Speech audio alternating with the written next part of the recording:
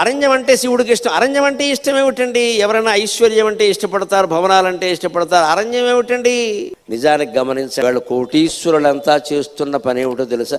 Form house ప్రతివాడికి. అది అరణ్యమే కదా. చుట్టూ మొక్కలు. అంటే హైదరాబాదులో ఉంటాడు కానీ 2 కోట్లు పెట్టి ఫామ్ హౌస్ కట్టుకుంటాడు. నెలకోసారి అక్కడికి వెడతాడు, 1 గంట సేపు కూర్చుంటాడు, అమ్మయ్యా అనుకుంటాడు, మళ్ళీ ఇక్కడికి వచ్చి 1000 కోట్లు దోచుకుంటాడు. ఇంకెందుకు ఫామ్ హౌస్? అరణ్యంలో కానీ మొక్కల మధ్యలో కానీ మనం ఉంటున్నామంటే ఆ మొక్కల్లా జీవించాలి. ఊరికి దూరంగా ప్రశాంతంగా. ఇది విచిత్రంగా ఉంటుంది నాకేమో. అక్కడే ఎందుకు ఉండలేకపోతున్నారండి ఎవరైనా? 2-3 కార్లు, అమ్మో మెట్రో అన్నీ ఎలా పోతాయి? అవన్నీ ఉండాలి. అప్పుడప్పుడు విహారయాత్రకి వెళ్ళినట్టు అక్కడికి వెళ్ళాలి. ప్రతి వాళ్ళు ఇదోడు కట్టుకుంటున్నారు ఈ వచ్చిన.